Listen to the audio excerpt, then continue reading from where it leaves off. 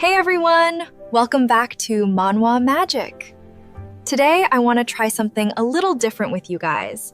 We're stepping into a world that's darker, more complex, and honestly, way more intense than what we usually explore. This is a manhwa that has romance, but it's not your typical love story. It's got mystery, tension, and characters that will keep you thinking long after you finish.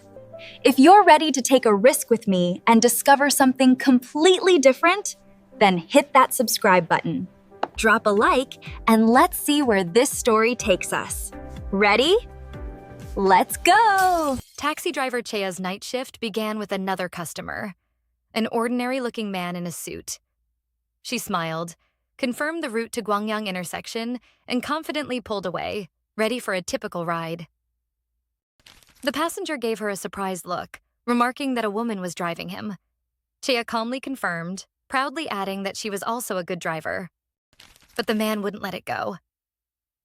Lighting a cigarette right in the car, he started giving unsolicited advice about why a young woman shouldn't be a taxi driver when there were so many other jobs. His lecturing became more and more condescending. He mused that women wouldn't be able to work after having kids and that they didn't understand such things anyway. Chaeah's patience snapped. She abruptly cranked up the music volume to full blast, deciding to drown out the stream of sexist comments that had become unbearable. The passenger, annoyed by the loud music, demanded she turn it down. But Chaeah, staring straight ahead at the road, coldly retorted that she wasn't going to. She calmly explained that since he wasn't going to stop talking, she had to cover her ears somehow. His words were unpleasant, and she was making that clear. The man was stunned by her audacity. Chaeah continued, asking rhetorically if he thought the back seat was his personal throne. She ironically pointed out a strange phenomenon. Some people, quiet and meek on the street, change completely once they get into a taxi. They sit up straighter, raise their voices, and act like everyone owes them something. Chaeah snidely remarked that she was happy for his good posture and healthy lifestyle, but she didn't understand why he was trying to put her down. The atmosphere grew incredibly tense. Chaeah, gripping the gear shift tightly, reminded the jerk that she was the one holding his life in her hands. The man exploded with rage, threatening to sue her for treating a customer like that. Chaeah didn't hold back anymore. She angrily berated him for smoking in the car and forcing her to breathe the smoke. She'd had to cover not only her ears from his chatter, but also her nose, and now he dared to demand she stay quiet. The passenger roared in indignation, but his shout was drowned out by the screech of tires. Chaeah slammed on the brakes, deciding to end this trip. She turned around and coldly stated the fare. 7,001. No apologies, just icy calm in her eyes. When the man finally got out, Chaeah collapsed onto the steering wheel, breathing heavily. She had lost her temper again, letting her fiery personality take over. On the street near a cafe, she saw a familiar face from her church, Yunsu Park. During the Sunday service at church, the congregation was called to reflection and prayer, to patience and forgiveness. Chaeah sat on the pew, trying to pray. She scolded herself for not holding back with that passenger, but deep down, she was sure she hadn't done anything wrong. That guy had just pushed all her buttons. She mentally addressed God, asking if he wouldn't have gotten angry in her place too. The world was full of people like that passenger. Bowing her head in prayer, Chaeah asked for something very personal. She begged God to lead those people to the path of repentance instead of her, because she didn't have enough patience for everyone. After the service, one of the church ladies approached her. She had noticed Chaeah's upset face during the prayer and asked with concern if everything was okay at home. Chaeah lied, saying she had been seeing a lot of sick people lately and was praying for their speedy recovery. The woman was touched, calling her a kind soul. After saying goodbye until next week, the parishioner left, leaving Chaeah alone with her thoughts and a heavy gaze. In another part of the hall, Yunsu Park was graciously chatting with the church ladies. The women admired his attentiveness, diligence, and many talents. They called him inhumanly perfect and lamented that they couldn't find a worthy match for him. One of the women sighed that Yunsu, unfortunately, wasn't interested in dating at all, despite being such a fine young man. Hearing this, Chaeah couldn't resist. Covering her mouth with her hand, she interjected with a sly smile that she had happened to see Yunsu last night. And she saw him, with his girlfriend. She innocently added, wondering if it might have been his younger sister, noticing how Yunsu's expression changed. The women immediately started buzzing, asking who the girl was. Having achieved her goal, Chaeah gave a triumphant wave goodbye and left the church. But Yunsu caught up to her at her car. He asked if she was working and requested she open the trunk. He put his suitcase in the trunk and got into the back seat, giving an address in the S neighborhood. Chaeah was confused. They barely said hello at church, so why was he suddenly getting into her taxi? Yunsu calmly inquired where exactly she had seen him last night. Chaeah explained that she was working and had spotted him at a nearby intersection. She tried to ease the awkwardness by apologizing for her joke in the church. She called herself too nosy, almost like it was a disease, and apologized again. Yunsu ignored her apology. Instead, he asked a strange and direct question. Did she remember anything else about that night? Then he asked more specifically, did the main heroine remember that girl in greater detail? Feeling nervous, she replied that she didn't remember anything. After that, they continued driving in awkward silence. When they arrived, Chaeah announced it with relief. Yunsu thanked her, remarking that she was a good driver. As soon as he left, Chaeah slumped over the steering wheel, gasping for air. The ride had been incredibly suffocating and tense. She had no idea what that was all about. Suddenly, Yunsu turned around. His gaze made Chaeah flinch in fear. Without a second thought, she slammed the gas pedal and sped away. Back home, she screamed in frustration upon opening her trunk. Yunsu had left his suitcase in her car. She wanted nothing more to do with him. At that moment, her phone rang. An unknown number. She answered, but the other end was silent. Chaeah said hello a few times before she heard a familiar voice. It was Yunsu Park. In a panic, she asked how he got her number, but immediately assumed he was calling about the suitcase and promised to bring it to him. But Yunsu's reply was shocking. He told her she could keep the suitcase. When she protested that she hadn't opened someone else's belongings, he simply ordered her to open it. Yunsu repeated that if she liked what was inside, she could have it. With trembling hands, Chaeah reached for the suitcase latches, not understanding what was happening. She unzipped it, still asking why he was giving it to her. Her heart was pounding wildly in anticipation of something terrible. Inside the suitcase was the lifeless body of the very girl she had seen with Yunsu. And over the phone, he calmly suggested she just bury it somewhere. Suddenly, everything went dark. Chaeah found herself in the defendant's box. The judge was reading the verdict in the case of Park Chaeah. She was being charged with attempted murder. She mumbled that it wasn't true, that it was a mistake, but no one was listening. The sentence came down like a thunderclap. 5 years in prison.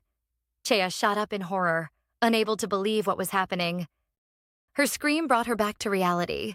She was still on the phone with Yunsu, the horror of what she'd seen mixing with panic. Yunsu advised her to take a deep breath. Chaeah, recovering slightly, threatened to report him, mentioning the black box camera in her taxi that recorded everything. She yelled into the phone that she had him on camera and that he was finished. She was sure she had the upper hand. She stood by the open trunk with its horrific contents, still in disbelief at the man's audacity. Yunsu laughed on the other end of the line. He admitted he hadn't thought of the black box and that it seemed he had no choice. He challenged her. Do it. Report me. Chaeah froze, not expecting this reaction. And then he delivered the crushing blow. He said she couldn't do it because she was an ex-convict. Chaeah's world shattered in an instant. At that moment, a neighbor walked by. Chaeah could barely stand, trying to hide the panic and horror that engulfed her. She leaned against the car, trying to catch her breath. The phone in her hand felt scorching hot. Clenching her fists in the phone, she hissed into the receiver with hatred, unable to believe what was happening. She said that even so, why couldn't she turn him into the police? After all, she would simply tell the truth. The girl grew serious and said that she wasn't going to take the suitcase. If he didn't want any trouble, he could come and pick it up himself. She would leave the trunk open. Of course, she couldn't just leave the suitcase like that. First, she had to check whether the recording was really there and if everything was intact. However, the video recording was shocking. The footage clearly showed that she was alone in the car, talking to herself. She got in her car and drove away into the unknown, carrying her terrible cargo. She sat behind the wheel, wondering if she was doing the right thing. A glance in the rearview mirror reflected only fear and confusion. They say that even a cornered mouse will bite a cat. But Chaeah felt completely helpless. In the end, she had no choice but to do exactly what he wanted. She had no one to bite. She was alone against her tormentor. To be more precise, she didn't even understand what kind of monster she was dealing with or how to fight him. His dark silhouette haunted her thoughts. She tried to pull herself together, literally forcing herself not to close her eyes in horror. She had to act. Act before you think. Block out your thoughts before you give up. She got a shovel from her car and started digging. In a remote forest, under the cover of night, she dug a hole, clumps of earth flying upwards. Exhausted, she struggled to drag the heavy suitcase to the edge of the freshly dug grave. Her head was spinning from fatigue and fear. She slapped herself, ordering herself not to cry, not to think, just do it. Her gloved hands were covered in blood and dirt. After pushing the suitcase into the hole, she whispered endless apologies. She was tired. She just wanted it all to be over. Finally, it was done. She sighed heavily, leaning on the shovel. It seemed the nightmare was behind her. But a sudden sound made her turn around. Her eyes widened in terror. Yunsu was standing in the darkness. He raised his phone, and the click of the camera shutter sounded like a gunshot in the night silence. He slowly lowered the phone and smiled a chilling smile. Probably that was his plan all along. Now he had something to blackmail the girl with. Even though she didn't do it, no one would believe her. The recording from the car camera couldn't confirm her words. He showed her the video of her burying the suitcase. She stared at the screen, frozen with horror. Yunsu mockingly noted how different she was from her angelic persona at church. He feigned surprise at how she, dirtying her hands in the earth, was disposing of a body, not even noticing she was being filmed. Rage overwhelmed Chaeah. She lunged at him, delivering a sharp kick. But he was ready. With one fluid motion, he tripped her. She crashed to the ground, hitting it hard.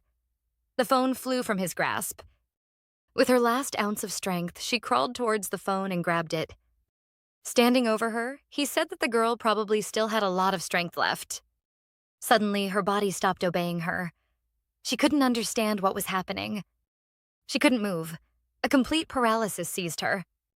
Yunsu sighed that he tries to be nice, but humans always test his temper. He said they don't know what's hiding behind his mask and that she, Chaeah, should understand him. Since the girl couldn't even move, it took him no effort to bend down and take her phone. He leaned down and grabbed her by the chin, forcing her to look at him. He asked if she really wanted to go back to jail. The question pierced her with icy fear.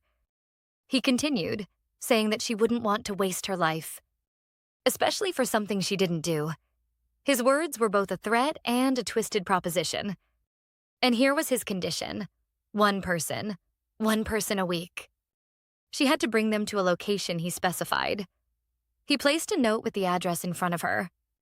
She stared at him, unable to utter a word. He demanded she answer. He snapped his fingers, and her head nodded in agreement against her will. She didn't understand why her head was moving on its own, obeying his command. She lay on the ground, completely in his power, as he loomed over her like a dark deity. His eyes flashed in the darkness with a sinister yellow glow. Chaeah woke up abruptly in her bed, gasping. A nightmare. She sat on the mattress, breathing heavily. It wasn't just a dream. It was a memory. 6 days had passed since that horrible night. Today was the last day of the deadline Yunsu had given her. She still hadn't been able to report him. Fear paralyzed her. She didn't know what to do. She got into her car, knowing that sitting at home wouldn't change anything. Time was running out. What would happen if she did nothing and just went to church? The memory of his threat kept striking her day and night after that encounter. In desperation, she wondered if she should just do what he said. She tried to convince herself that she could do it, that it wasn't that hard. But she immediately recoiled in horror at her own thoughts. What the hell was she thinking? She leaned back in her seat, sighing heavily. Why? Why did this always happen to her? She looked out the window at normal, happy people and felt infinitely alone. Suddenly, the back door flew open and a drunk man stumbled into the car, desperately yelling, "Drive." Chaeah tried to refuse, saying she wasn't taking passengers right now. But the man immediately started shouting, accusing her of discriminating against him because he was drunk. He flopped onto the back seat, announced he was going to sleep, and ordered her to hurry up and drive to Ilchin. Ilchin. Chaeah's breath caught in her throat. She asked where he said to go, even though she had heard him perfectly. The man irritably repeated the address. Chaeah, gripping the steering wheel, replied, "All right," and started driving. The car pulled out onto the dark road. She drove, her eyes fixed on the road, but her mind was elsewhere. She cast a quick glance in the rearview mirror. The passenger was already snoring. She asked uncertainly if his house was really on Ilchin Street. He mumbled something in his sleep. A tense expression froze on Chaeah's face. What a coincidence. He was going to that exact place. She told herself she wasn't following Yunsu's orders. She was just heading in the same direction. How could Yunsu know what she was doing? She hadn't called him. It was just a coincidence. She was just taking a customer where he wanted to go. She repeated this to herself as the car sped down the night highway. Finally, they arrived. The GPS showed the destination. She turned around to wake the passenger. But the back seat was empty. The man had vanished. At home, she rewatched the video from the car. In it, the man also simply disappeared. To say she was shocked would be an understatement. How could he simply disappear like that? On the recording, she was calling out to the passenger lying on the seat. But in the next frame, when she looked at the recording again, the seat was empty. He had simply disappeared. She fell asleep right at her desk, exhausted by the events and a sleepless night. Waking up, she thought, maybe she just shouldn't go to church? But the image of Yunsu with his yellow eyes wouldn't leave her mind. No, she had to go. She had to see everything with her own two eyes, no matter what happened. Standing in front of the church, she cursed her own determination. But there was no turning back. She approached the massive doors. He's in there, right? She hesitantly reached for the door, her heart pounding. At the last second, she pulled her hand back. Why did I come here? I should leave. She spun around to run. But it was too late. Right in front of her stood Yunsu, holding a little boy's hand. They walked past her. The boy politely bowed. The door creaked shut behind them. Chaeah stared after them, her eyes filled with fear and bewilderment. Inside the church, one of the parishioners cheerfully greeted the boy, named Grim, asking about his health. The woman kindly advised both him and Yunsu to dress warmly at night. Chaeah sat on a distant pew, observing the idyllic scene. The boy smiled and thanked the woman, saying that Uncle Yunsu had already bought him plenty of warm clothes. This boy, Grim, he comes to church with Yunsu every week. Chaeah wondered if he knew anything. At that moment, Grim asked a parishioner where Jihui was. The woman playfully teased him, suggesting he really wanted to see Jihui. The boy bashfully denied it. Chaeah looked at him and thought that he probably didn't know anything. The service began. The parishioners took out their hymn books. Chaeah looked at Yunsu and thought, no, a monster like that wouldn't care what some kid thinks. Suddenly, the boy approached her himself and asked if he could sit there. She was strangely shaken. Did he actually know something? Why else would he sit next to her? During the prayer, she simply couldn't take her eyes off the boy. The boy turned to her and quietly called her Nuna. His expression was strange, too mature for his age. He held out a folded note to her. Chaeah's heart sank. With a terrifying smile, he told the girl to take care of him once again. Chaeah froze, staring at the note in her hand. Once again? What did that mean? She grabbed the boy's shoulder, demanding to know who gave him the note. But he replied coldly that the girl already knew it herself. He put a finger to his lips, shushing her. His eyes held a childlike threat.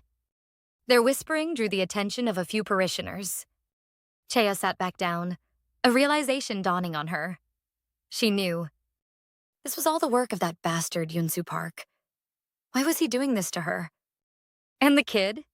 Was he in on it too? Did he know?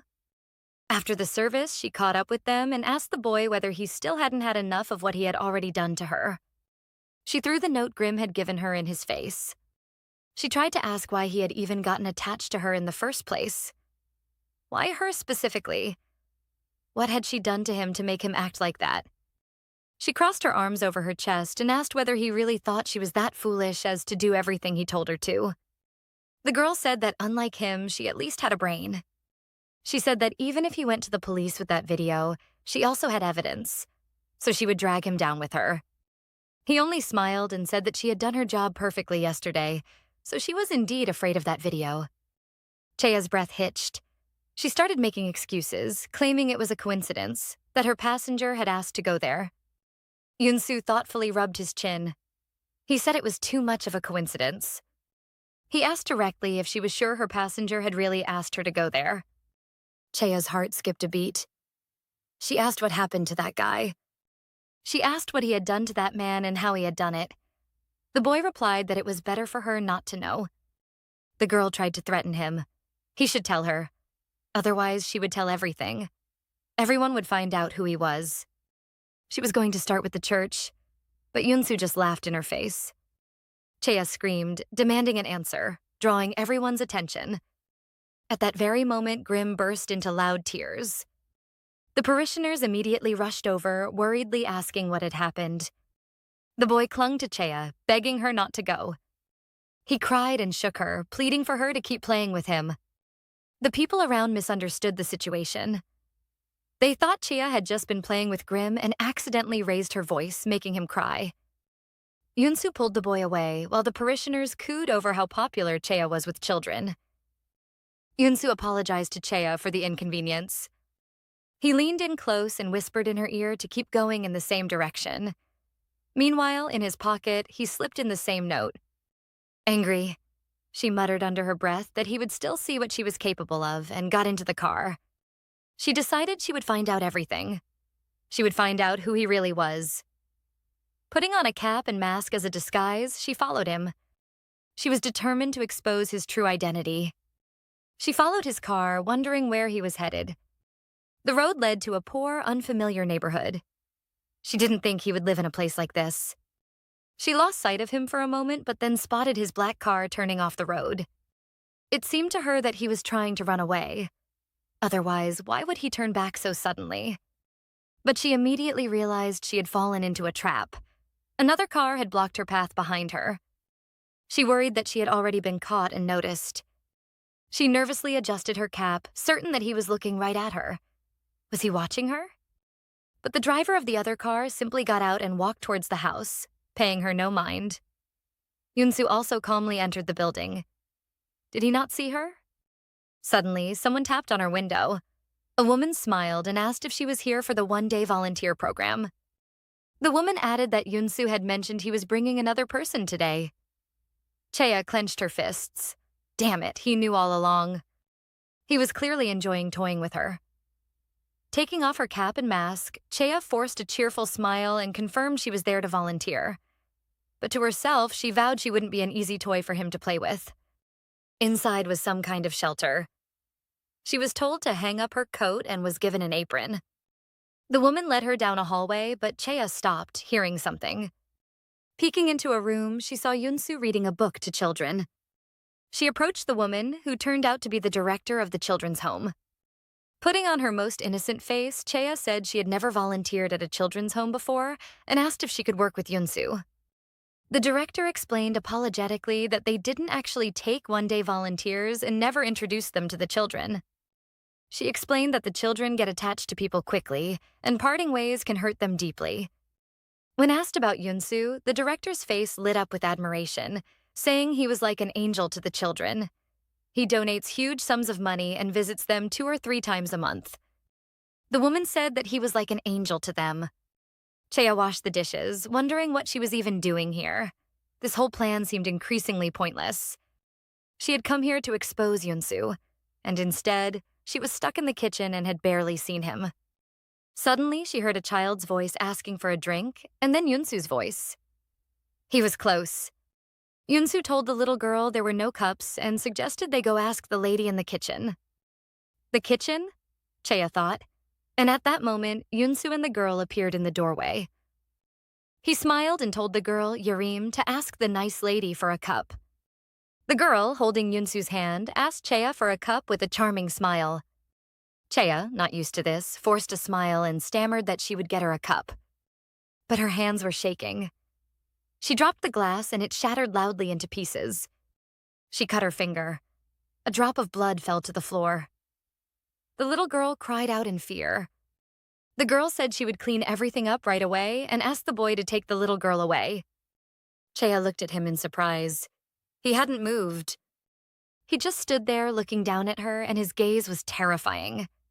She was already about to ask what he was even doing there, why he was just standing and watching. His face contorted. He was staring at the drop of blood on her finger. In fear, she tried to warn him that there was glass on the floor, but he took a step right onto the shards. The crunch of glass under his feet made her blood run cold. She whispered that it would be better for him not to come closer. He grabbed her by the wrist. She cried out, trying to break free. He pulled her toward him, and the girl froze again, unable to move at all. He's doing something weird again. Her eyes widened in terror. The yellow fire ignited in his eyes again, and a predatory grin spread across his face. At that moment, the little girl behind them screamed in terror. Yunsu's expression changed in an instant. He violently threw Chaeah away from him, as if shielding the child.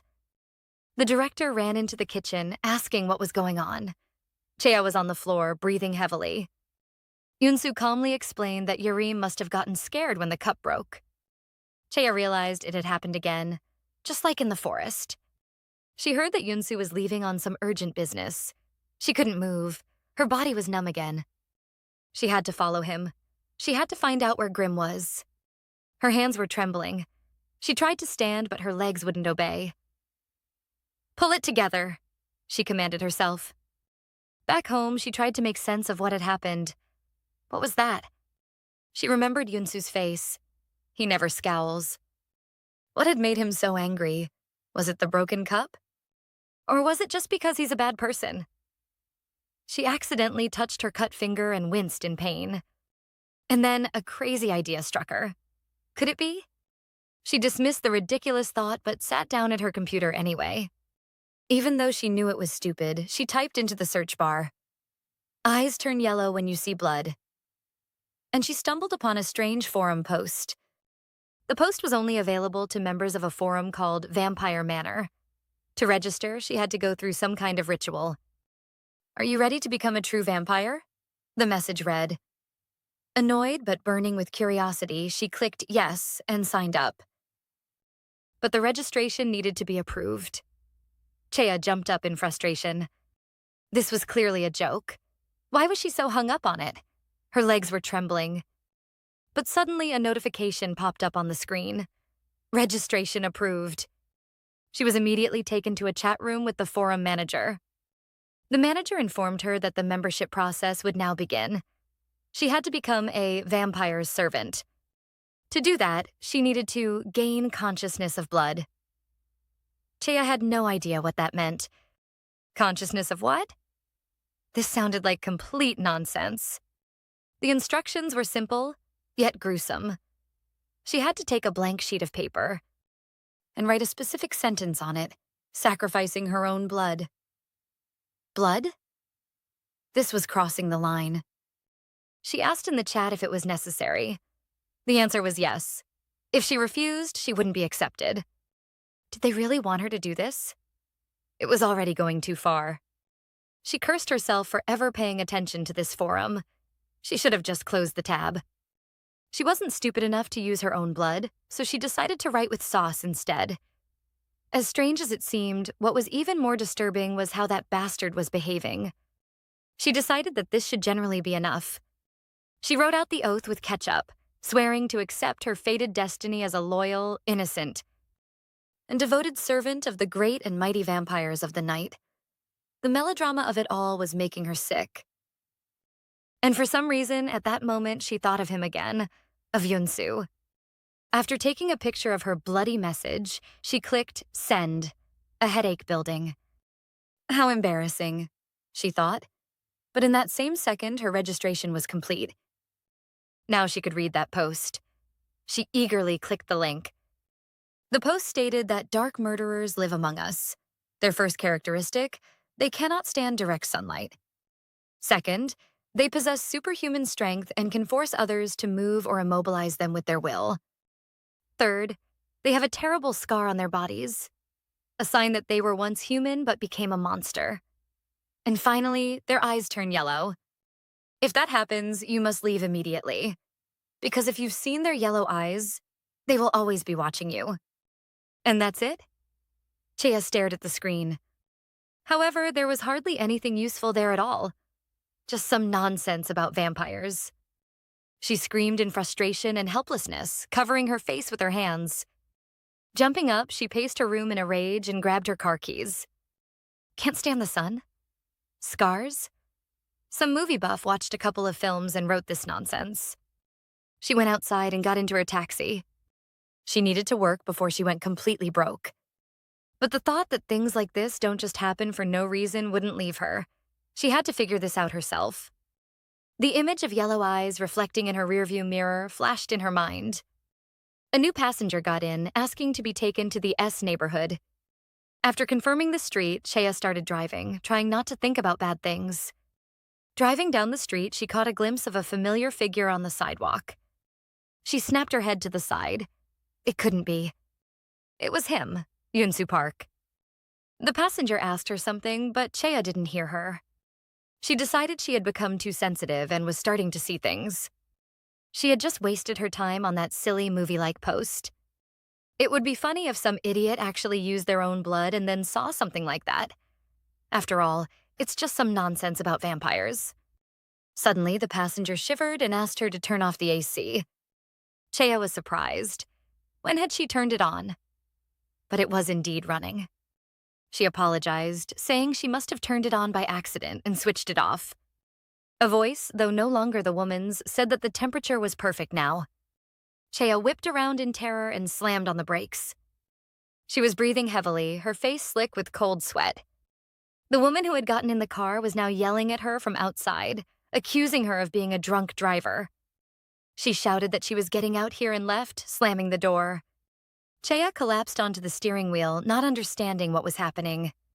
She ordered herself to calm down and pull herself together. Otherwise, she wouldn't be able to work.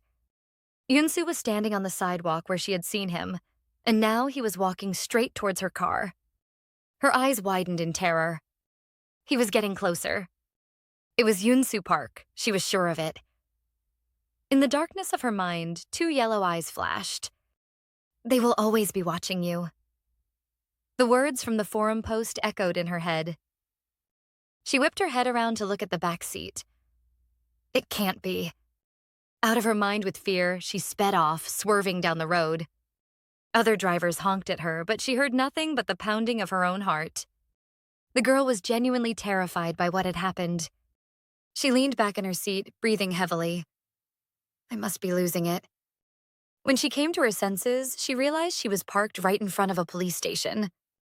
Had she come here instinctively, just to stay alive? A bitter smile appeared on her face. Could she really report him? She took out her phone. Suddenly, someone else got into the car. A young man was talking loudly on the phone, bragging that no one would dare sue him. He spoke contemptuously of people, saying that these peasants would agree to anything as soon as a settlement fee was mentioned. He justified his actions by saying he was drunk and that people can make mistakes. Finishing his call, he asked why she wasn't driving. He noted with surprise that they were at a police station. Then he asked how much it would cost to get to the G neighborhood, adding that he'd never taken a taxi before and disliked being in cars that weren't his. Chaeah mechanically replied that it would be around 7,000 or 8,000 won. The guy scoffed that it was like a drop in the ocean for him. He started bragging again about how he accidentally hit someone while drunk.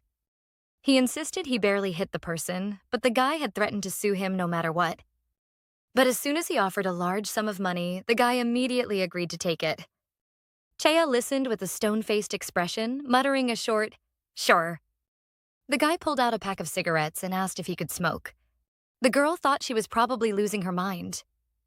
Great, now she was seeing him everywhere. The only thing left was to start believing in vampires. He offered to pay her the smoking fine. Chaeah couldn't take it anymore and asked if that was his hobby. Offering settlements for everything because he had so much money? Her voice was laced with steel. The guy tensed up and demanded she stop the car. He repeated his order, looking at her with unconcealed anger. With a screech of tires, Chaeah pulled over to the side of the road. It seemed she had hit a nerve. She coldly stated the fare. The passenger didn't move. Chaeah turned to hurry him along. But he suddenly told her to get out of the car.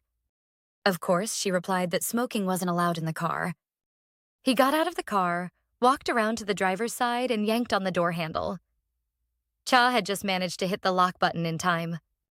He started slamming his fist against the window in a rage, screaming at her to get out. Chaeah stared at him in panic. She just needed to drive away. He repeated for the second time that the girl should get out. This time, it truly sounded threatening. Chaeah spun around in shock. How did he do that? He sneered, asking if she actually thought he was joking when he said he'd beaten someone before. He smirked and said she didn't even realize what she'd done wrong. Suddenly, he was back in the rear seat and asked whether she had been planning to run away. He exploded, demanding to know who she thought she was talking to a passenger like that, and told her to apologize. Chaeah closed her eyes, fighting to keep the rage clawing its way out of her chest. Hold it together, Chaeah. She said that if he didn't understand, then he, the idiot, should try explaining it himself. At his request, she eventually apologized. As long as that idiot stopped getting on her nerves. He grabbed her by the wrist and said that she should shut her stupid mouth before he made her regret this trip. She turned to face him and said firmly, "Get out of my car." She refused to take him any further and told him to get out. He laughed. Refused? Chaeah threatened to call the cops on him, asking sarcastically whether the police station was basically his home at this point since he seemed so eager to end up there. She whispered that the guy was nothing but trash. He kept kicking the seat, yelling that he wasn't scared of her. He asked mockingly if she really thought he wouldn't keep kicking while she was driving. And then he slammed his fist into the headrest. He viciously kicked her seat and said that if she was so confident, she should go ahead and try. He shouted for her to start driving immediately and take him where he had asked to go. The girl merely hissed that it was a problem. She screamed at him to stop. They were going to crash. At one point, he kicked her seat so hard that her head lurched forward. Chaeah was in full panic. What do I do? What do I do? Her heart was pounding out of her chest. She wrenched the steering wheel hard. She stared straight ahead, her face frozen in terror. The guy kept going berserk in the back seat. Chaeah was breathing hard, sweat running down her face. He decided that since the girl was silent, she must have been scared, and he shouted, asking where all her bravery had gone. Suddenly, her gaze fell on the note with the address. Suddenly, it seemed to her that she saw Yunsu standing right ahead. For a moment, it seemed to her that the young man was smiling in a rather threatening way. The girl once again felt as though she was losing her mind. She couldn't understand what exactly was happening. She could no longer tell where reality ended and her imagination began. Suddenly, it seemed to her that he was trying to tell her something with nothing but his lips. He gave her 2 thumbs up. Chaeah, flushed with a mix of fear and fury, floored the gas and sped away. As she drove off, Yunsu stood on the side of the road, clapping for her. She realized that he was saying she had done a good job. Her entire body broke out in sweat. What had just happened? But it kept happening, because he appeared behind her again. Instead of that damn guy, Yunsu was sitting in the back seat. The girl gripped the steering wheel and squeezed her eyes shut as tightly as possible, trying to force him out of her head. All she could do was scream in her mind that he had to disappear. After all, this was impossible. How could he even be here? The voice behind her remarked that she was driving especially badly today. He suggested she quit the taxi and come work for him.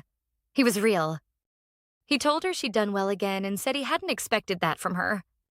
The voice seemed to echo inside her head as it asked how she was supposed to continue working in such a state. He laughed and said he'd get out of her hair. But before he disappeared, he had one more thing to say. He said that this time he'd let it go.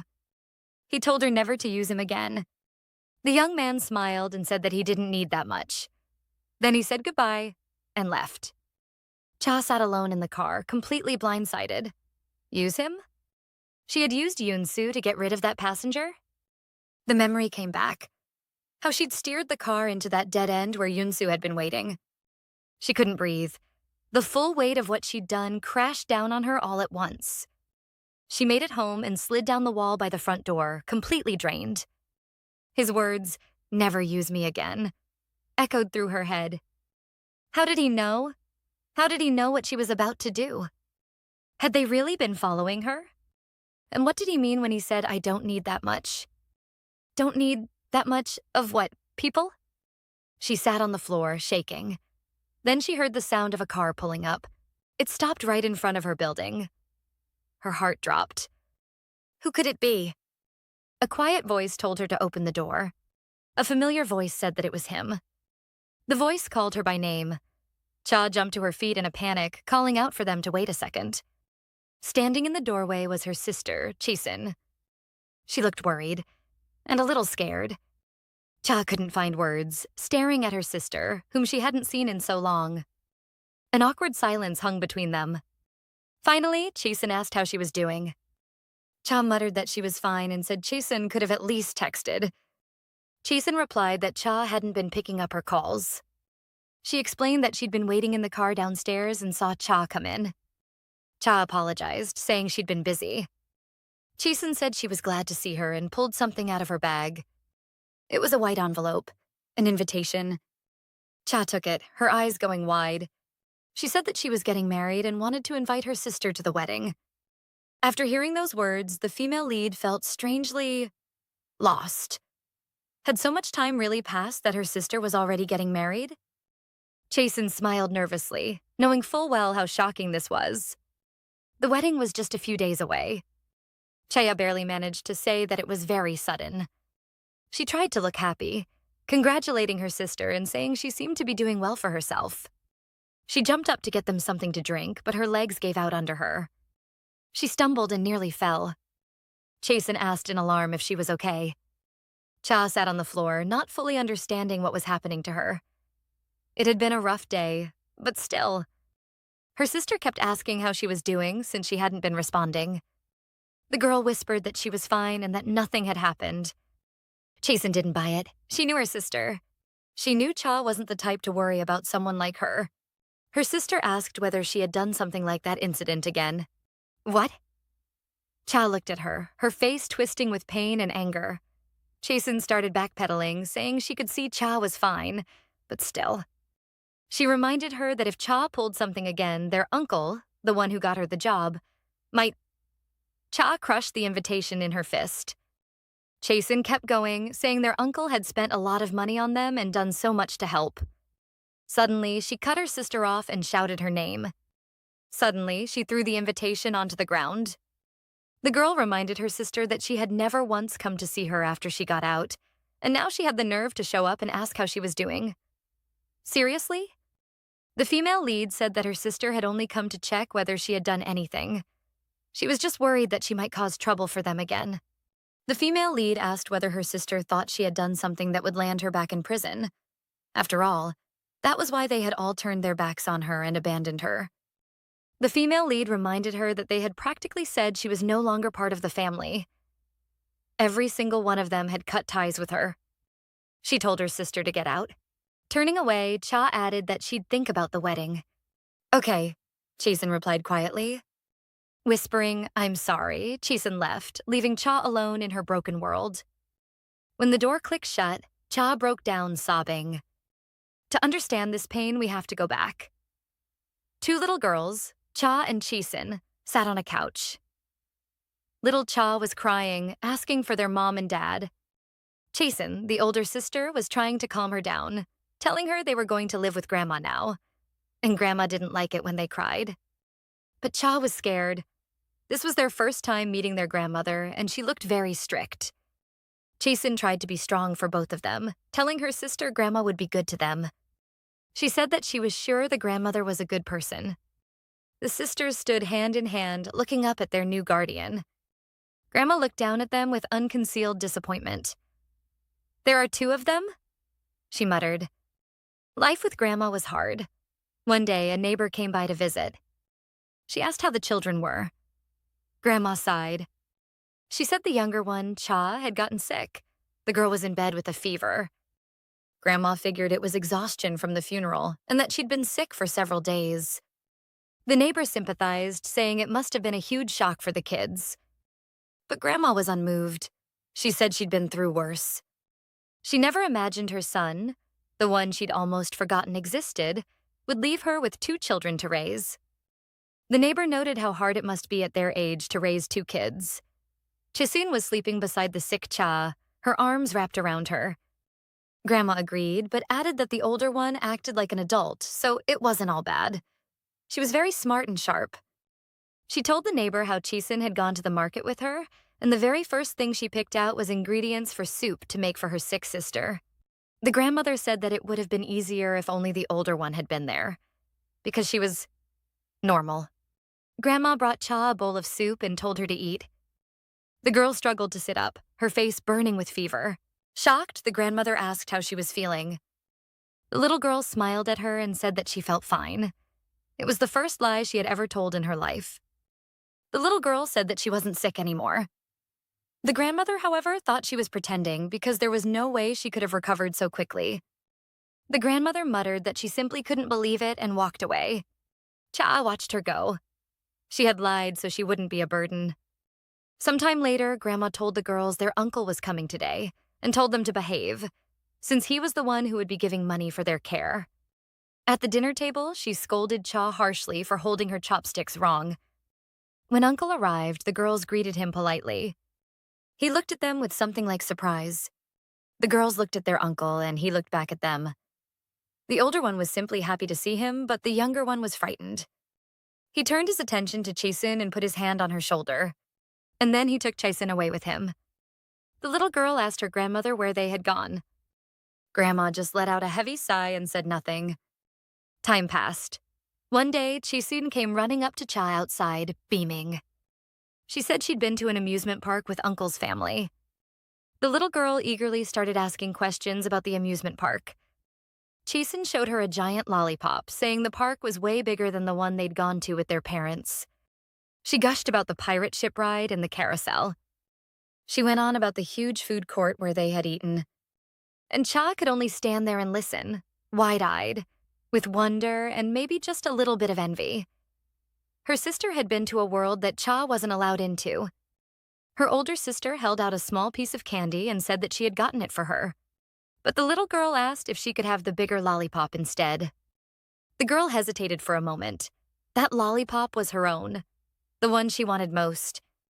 But being a true older sister, she decided to give the lollipop to her younger sister. At that moment, she smiled happily and thanked her. But the idyllic moment shattered instantly. Just then, their grandmother appeared and looked at the female lead with disapproval.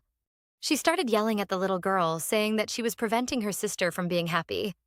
The grandmother said that their uncle had bought that lollipop for the older sister because he wanted to make her happy.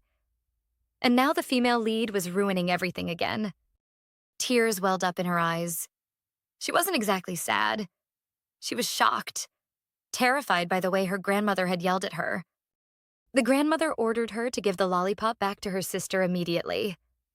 The older sister lowered her head as well, frightened. The little girl said that she had only wanted that candy too. She hadn't meant any harm. This memory came back to haunt the female lead in her dream after her sister's visit. She cried because it hurt. Even in her sleep, she whispered about how she wanted that big candy. At the same time, Grim, holding a piece of meat in his hand, remarked that it still looked good. Grim commented that the meat wasn't bad, but Yunsu immediately asked if it was okay to eat, since it was a gift. Just as Grim was about to add pepper to the steak, Yunsu stopped him. "No pepper, please." He cited a sensitivity to smells, but this infuriated Grim. The boy's inner voice screamed for him to just fucking eat it, but aloud, he only muttered that he probably wouldn't finish it. Yunsu immediately caught his mood and asked why he was so angry today. The boy said that he didn't understand what they were talking about and that he was perfectly fine. Grim, forcefully plunging the knife into the meat, replied that it was all because of his unnecessary games with Chaeah. He also complained that there was too much food downstairs. Yunsu just smirked. He found it amusing that Chaeah was listening to him so well. He mused that usually people either run away or give up, but this girl was special. He had found himself the perfect toy. Grim thought with disgust that the girl was either incredibly bold or just as much of a psycho as Yunsu.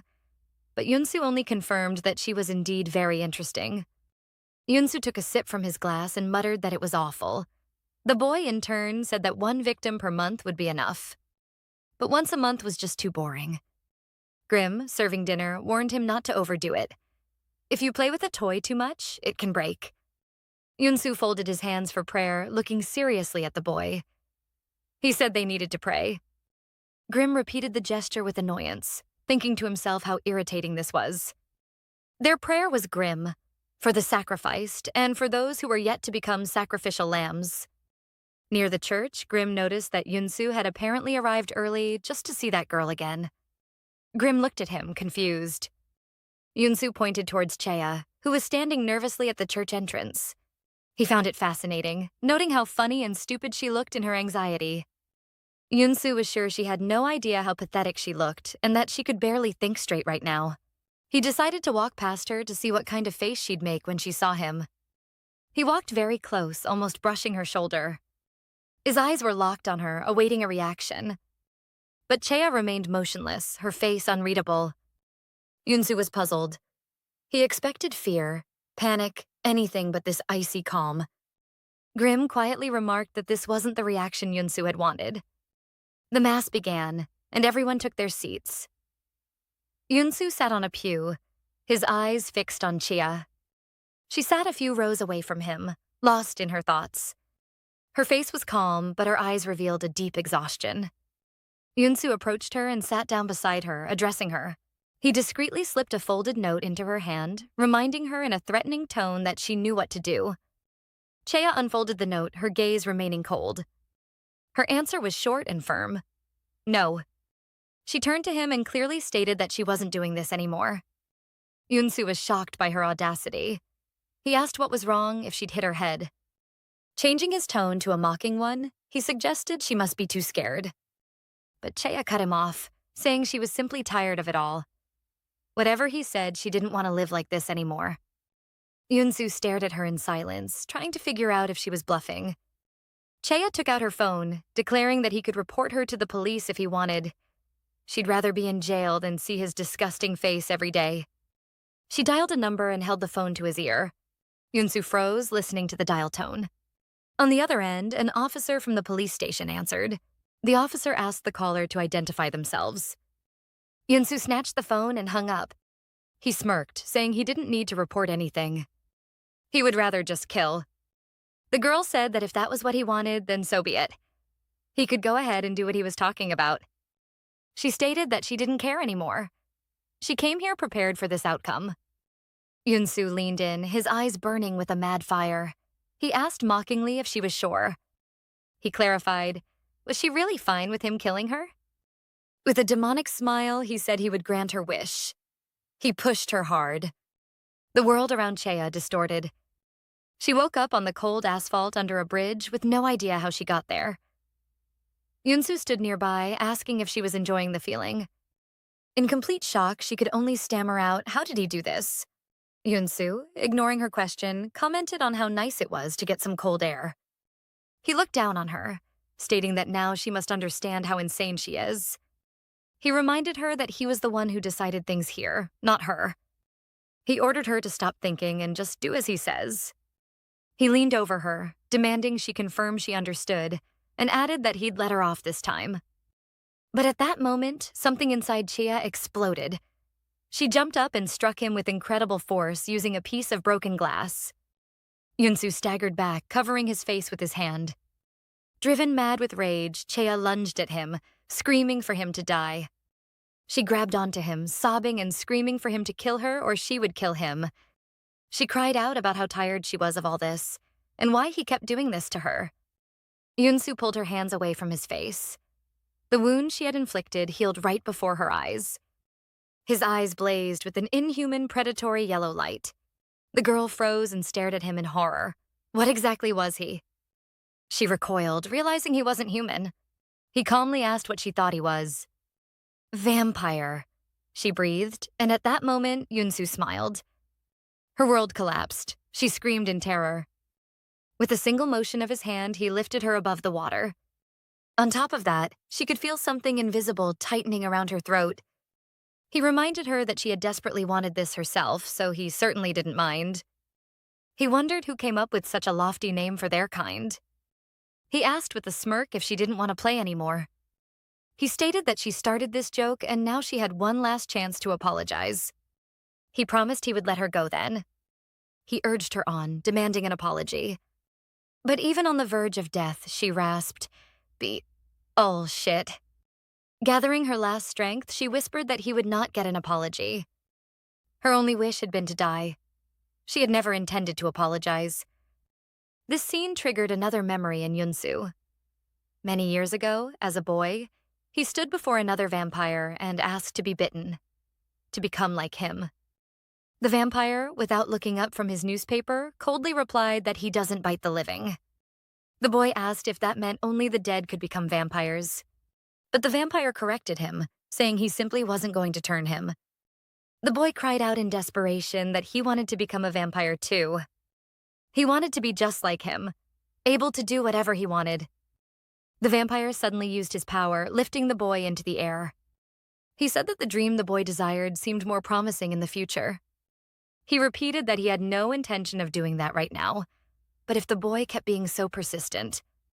The woman begged the vampire to let the child go while pleading with the boy to apologize for what he had said. She demanded that her son apologize to him immediately.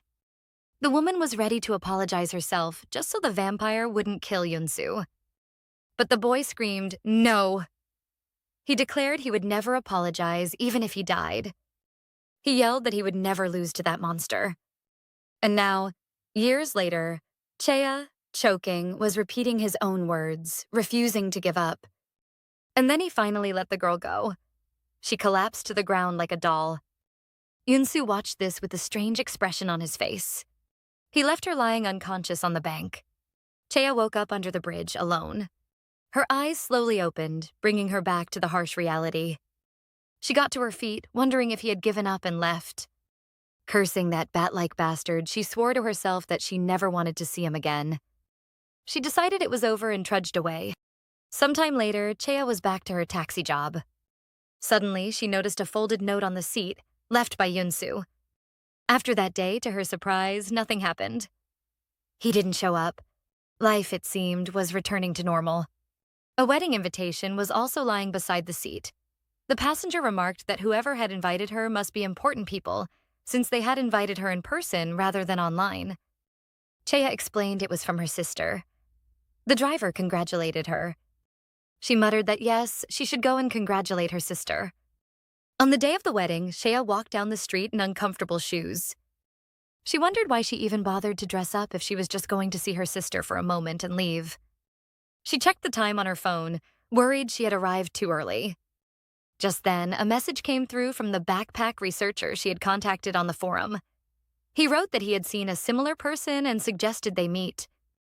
Chaeah realized it was over now. She had nothing to do with it anymore. She approached the lavish building where the wedding was taking place. A sign at the entrance displayed the names of the bride and groom, her sister, Chaeah. It all felt strange and unreal to her. Suddenly, a familiar voice called out to her, asking if she was Chaeah. It was her grandmother. She was shocked, demanding to know why Chaeah had come. Chaeah sighed wearily, trying to say hello. But her grandmother grabbed her arm, blocking her way. She put a finger to her lips, ordering her to be quiet. The grandmother hissed. Who did she think she was, coming here to ruin the wedding? She asked contemptuously if Chaeah was jealous of her sister. Chaeah tried to stay calm, telling herself not to argue on a day like this.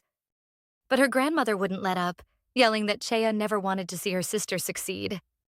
Chaeah couldn't take it anymore and replied sarcastically that yes, she was so jealous she could die on the spot. She added caustically that if she died here, she'd get more attention than the bride, and then maybe her sister would be jealous of her. Her grandmother flew into a rage, calling her a bitch and ordering her to shut up. She forbade her from entering, stating that this place wasn't for the likes of her. She also criticized her outfit.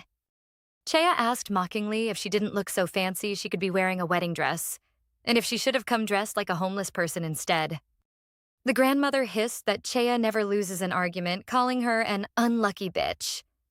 Chaeah folded her arms across her chest and calmly said that she hadn't intended to ruin anything. She had only wanted to see her sister and leave. Her grandmother retorted that Chaeah no longer had a sister, but Chaeah produced the invitation, saying Chaeah herself had given it to her. She told her grandmother to mind her own business and tried to pass. But her grandmother grabbed her from behind, holding her in place. She clung to her jacket, tearing the fabric. Chaeah demanded to be let go, but her grandmother yelled at her to shut up. Just then, Chaeah saw her sister in the hall. She pointed at her, and her grandmother turned as well. The guests in the hall were admiring some man, wondering if he was a model or a celebrity. Everyone agreed that he was incredibly handsome. The bride, Chisun, sat in her wedding dress, looking perfect. As soon as the bride saw her sister, someone exclaimed, asking who had just arrived. The sister grew nervous, trying to gather herself enough to explain that it was her sister. The grandmother merely let out a heavy sigh. When guests asked who Chaeah was, Chisun replied hesitantly that she wasn't sure. Chaeah understood everything. In truth, she shouldn't have come here at all, not even to offer congratulations. Her past apologies, her invitation, it was all just an act. The grandmother tried to push her out, apologizing to the guests for the disturbance. Chaeah looked at her sister with a cold, unreadable gaze. Chisun looked away, unable to meet her eyes. Suddenly, someone called Chaeah's name. She turned and froze. Standing in the doorway was Yunsu, dressed in an expensive suit. He smiled and said, "I found you." He added that he had been looking for her.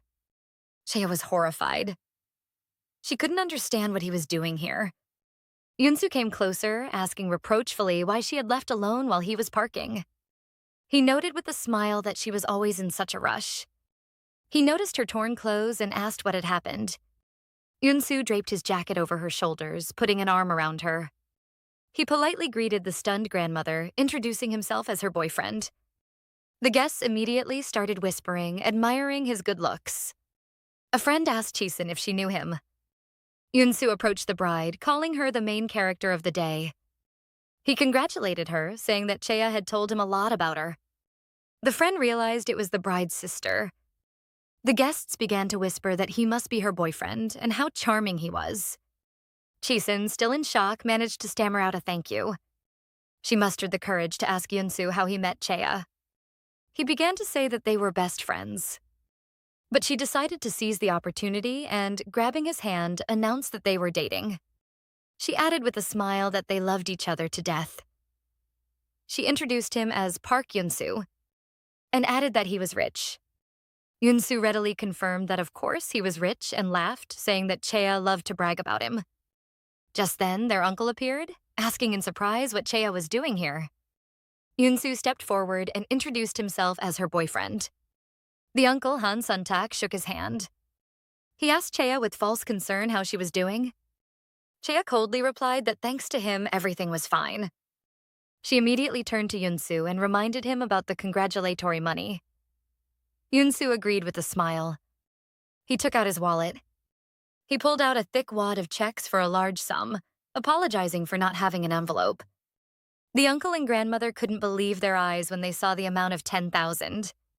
Yunsu said it was nothing, since it was for Chaeah's sister. Chaeah, however, thought with disgust how funny and pathetic it was that they changed their behavior because of money. She grabbed Yunsu's arm, saying it was time for them to leave. She pulled him towards the exit, declaring that they were done here. He didn't follow her right away. He froze for a moment and looked at the girl's family once more. The female lead turned around and looked at him. Why wasn't he following her? He quietly whispered the word sister. Chaeah didn't understand what he meant by that. She glanced at her sister as well. This was supposed to be the best day of her life. A sinister smile appeared on Yunsu's face. He realized it was the same as last time. Chaeah urged him to hurry, but he didn't move. He said he wanted to get to know her family better. Chaeah told him to stop talking nonsense and go. He asked to at least let him say goodbye, since they were just getting to know each other. Chaeah forcefully dragged him away, yelling, "Now!" Outside, Yunsu asked what that was all about and how she could embarrass her boyfriend like that in front of her family. She threw her jacket at him. This time, she seriously asked why he had followed her and what he wanted from her family. He confirmed her sister's name, Han Chaeah. Yunsu remarked that it was a good thing he saw her because they didn't look like sisters at all. He added that she didn't seem as tough or strong-willed as Chaeah. It seemed her sister had an easy life. Yunsu was sure that Chaeah couldn't even imagine what Chaeah had been through. He took out that same note. He said that nothing bad would happen to her sister, as long as Chaeah did her job correctly. The scene shifted to Chaeah's meeting with the researcher. The man introduced himself as Backpack Researcher. He thanked her for messaging him. He explained that he doesn't usually meet with people, but her message seemed desperate. Chaeah quietly thanked him. The researcher noted that she didn't look so well. Chaeah began to explain that strange things had been happening to her lately. She mentioned his blog post about Vampy. The man immediately cut her off, telling her to be quiet. He warned that the word shouldn't be spoken so carelessly. He explained that they don't like it when people talk about them. Chaeah, correcting herself, said that thing seemed to be following her. The researcher asked with alarm if she meant that. Chaeah looked around, suggesting that they might still be watching her. The man was skeptical, asking if she was sure it wasn't a person, but it. He recalled her blog post. Chaeah said she knew someone whose eyes turn yellow. She asked hopefully if he had also seen someone with yellow eyes. Hearing this, the man spilled his coffee in surprise. He peppered her with questions. Did she know this person? Was it a man or a woman? What did he look like? The most important question was, did it know that she knew about them? Chaeah confirmed that he knew, and asked him to ask one question at a time. The researcher was shocked. If it knew that she knew, how was she still alive? He suddenly shone a flashlight in her eyes. Then he roughly grabbed her face. He stated that she was human. Chaeah was outraged, asking if he was crazy. She reminded him that he was the one who told her not to say that word. The man asked how she knew it was it, since yellow eyes alone weren't enough. He asked if there was something else. Something she couldn't say? Yunsu's order flashed in her mind. Bring one person a week to the designated place. Chaeah said desperately that she came here to find out how to escape from the vampire. She begged him to tell her how to do it. The man exploded, shouting at her to shut up, that he had warned her not to say that word. Chaeah fell silent, stunned by his reaction. He repeated that he had warned her, then became thoughtful about the idea of escape. He said she was in a very unstable state right now, and he wasn't sure if he should tell her. He suggested that the person she was talking about might be human, not that. He demanded proof. If she could prove it was that, he would tell her how to escape. Chaeah was at a loss. The man folded his hands, declaring that he would be the judge. Chaeah sighed, deciding he was insane. She stood up to leave, saying he was no help to her. She pulled on her hood and headed for the exit. The researcher watched her go, lost in thought. Outside, Chaeah sighed, realizing she had wasted her time on him. She got into her car, wondering what would happen if she brought that guy to Yunsu. What was she going to do now? The noose tightening around her neck had now ensnared her family as well. She felt like there was nothing she could do. She had come today to find at least a straw to save herself. She again considered whether she should have taken the researcher to Yunsu. But no, the message she sent could become evidence. She smirked, realizing she looked like a real criminal now. For the next half hour, she just lay in her car, trying to compose herself. She decided that if there were no customers in 30 minutes, she would just leave. Just then, a woman knocked on the window, asking if she was going to Songgimdong. Chaeah, pulling herself together, answered yes. The woman was delighted, saying it was her lucky day. She explained that none of the taxi drivers wanted to go to Songgimdong. Meanwhile, the researcher was sitting in a car nearby. He was following her. He wondered if the girl had really seen it, and if he would be able to see it if he followed her. The word "that" flashed through Chaeah's mind. She entered the address into the navigation system. Suddenly, her passenger started talking on the phone. The woman was explaining that she was on her way to meet an old friend with whom she had lost touch after college. The researcher watching them had a bad feeling. He could see the fear on Chaeah's face, which she was trying to hide. He realized that she truly believed someone was watching her. Chaeah was fighting with herself, asking if what she was about to do was okay. She remembered her sister, telling herself that family was more important than strangers. She immediately snapped out of it, wondering what she was thinking. Was she going crazy? She told herself not to think about anything, while the passenger chattered about her daughter wanting to do ballet. The woman continued to talk affectionately about her daughter, Sua, and Chaeah again ordered herself not to think. She told herself this was just a stranger, a random customer. Suddenly, the woman offered her a pastry her daughter had made. Chaeah politely declined. But the woman insisted, holding the pastry right up to her mouth. She urged her to try it with a smile. Tears welled up in Chaeah's eyes. She slammed on the brakes and screamed that she wasn't going to eat it. She demanded the woman stop being so persistent and get out of the car. The woman froze in shock. Chaeah, bowing her head, begged her to just get out, saying she didn't even have to pay. The passenger quickly ended her phone call. She asked indignantly how Chaeah dared to speak to people like that.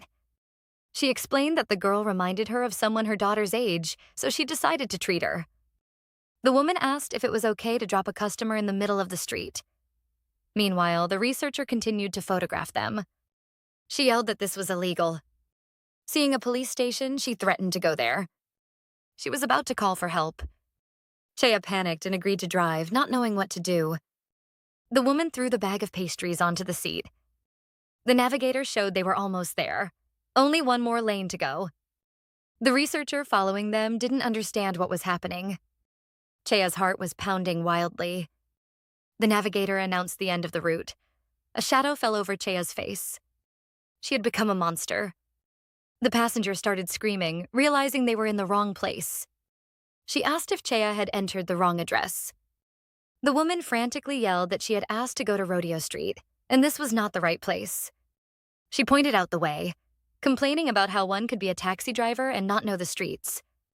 She kept grumbling, and the female lead couldn't understand why Yunsu wasn't taking her away. She hurried Chaeah along, but one thought hammered in the taxi driver's head. Why is she still here? Finally, the woman got out, ordering Chaeah to do her job properly from now on. Chaeah sat in the car, wondering if she had done something wrong. She told herself no. She had done everything Yunsu told her to do. He must have made a mistake. But she immediately dismissed the thought. No, he couldn't have made a mistake. Something was wrong. The researcher also felt that something strange was happening. Chaeah realized what it was. In the end, that woman didn't disappear. Park Yunsu doesn't make mistakes, which means there must have been a reason. What was the reason?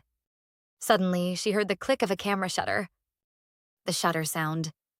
She remembered seeing that car before. It dawned on her. She remembered Grim handing her the note in the church. She held it in her hand. She had told him to stay out of it. She then ordered them to bring Yunsu. Grim coldly told her to just do as she was told, adding that she couldn't even do a simple task properly anyway. Chaeah exploded, yelling that she did exactly as they said, and they were the ones who messed it up. Grim calmly advised her to take off the tracker first, then talk. Chaeah was in shock.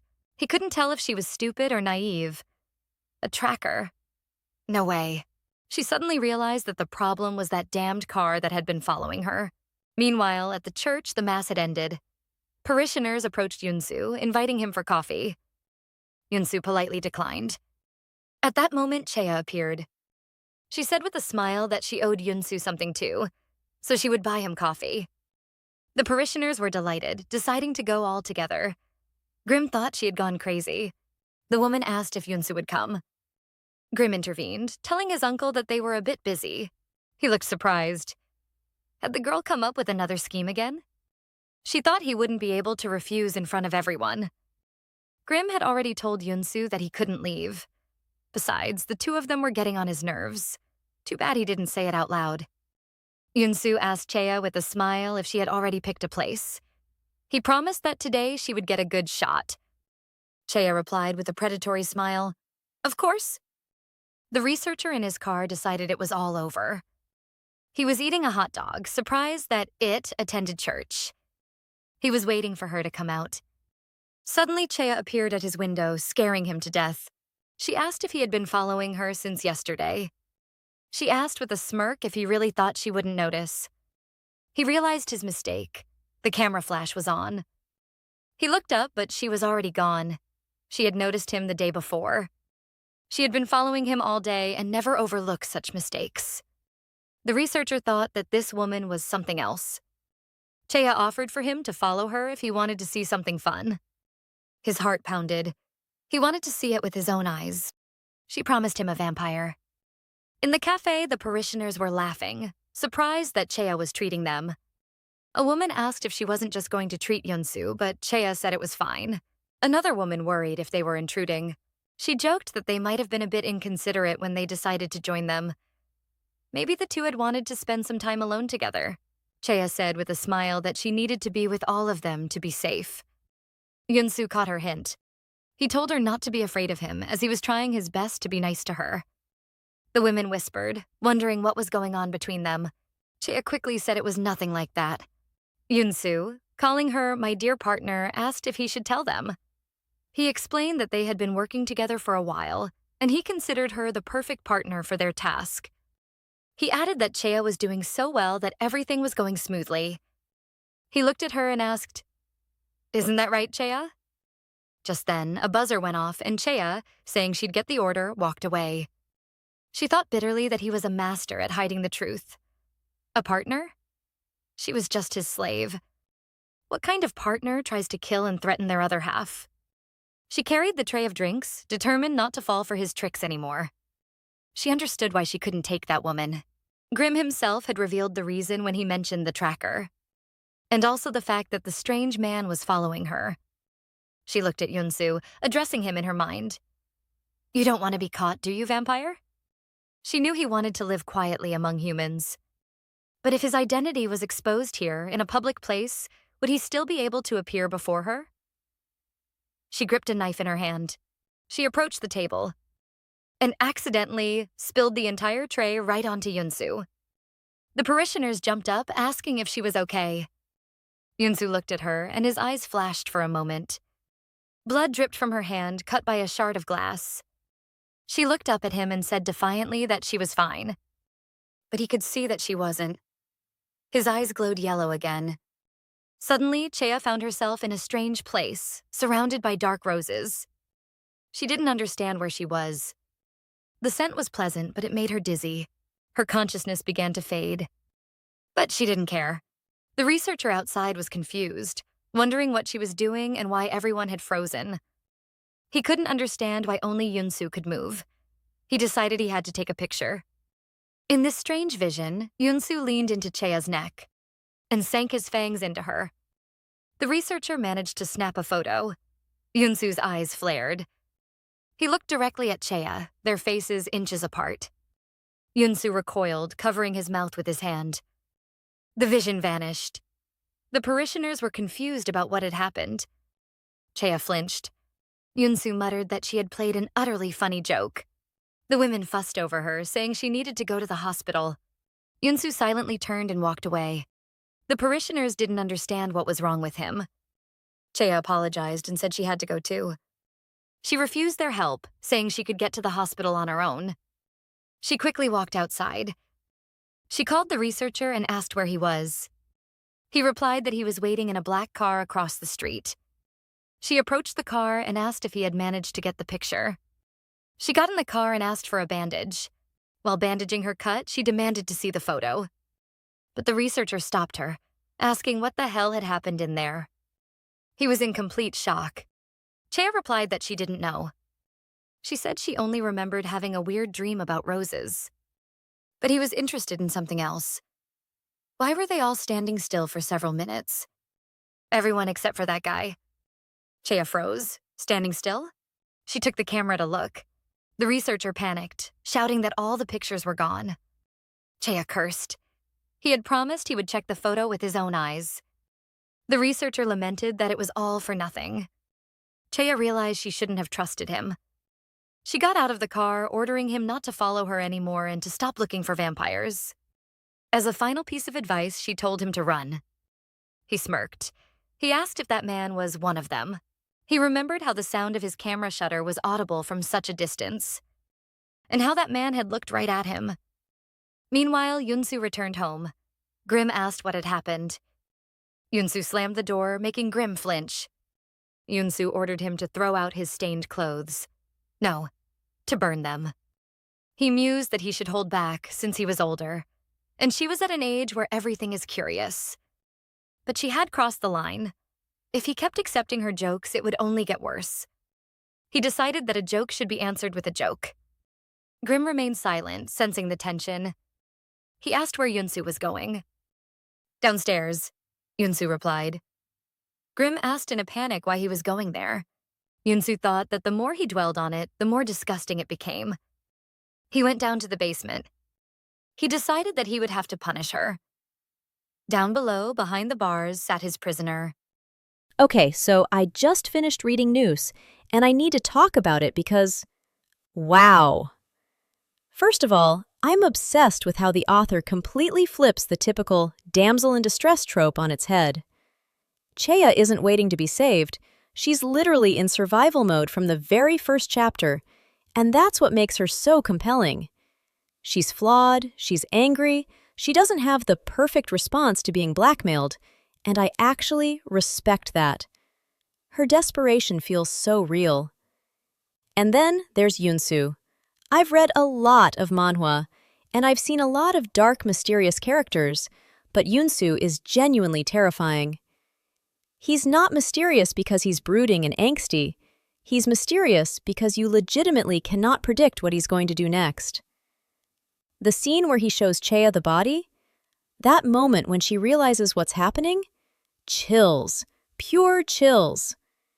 But what really gets me is the psychological warfare. This isn't just action and horror, it's mental manipulation, guilt, and the slow realization that Chaeah is being used as a tool.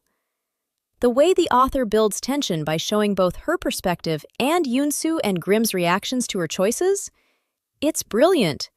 You're constantly questioning whether she's doing the right thing, whether she has any choice at all. And the family dynamics. Oh my God, the family stuff broke my heart. The scenes with her sister and grandmother are so uncomfortable because they feel real. That rejection, that abandonment, it explains why Yunsu's manipulation works so well. Chaeah's already been isolated her entire life, and he exploits that. That's not just dark, that's psychological depth. My only criticism? The pacing sometimes felt a little slow in the middle, and I wanted more answers about Yunsu's backstory earlier. Like, why is he doing this? What drives him? But I think that mystery is also intentional. We're learning along with Chaeah. Overall, Noose is a masterpiece of psychological horror. It's the kind of manhwa that stays with you, that makes you uncomfortable, and that you'll be thinking about for days after you finish it. If you love dark stories with unreliable situations and morally gray characters, this is an absolute must-read. Seriously, go read it right now. And then come back and let me know your thoughts because I need to discuss this with someone. 10 out of 10 would recommend to anyone who loves dark manhwa.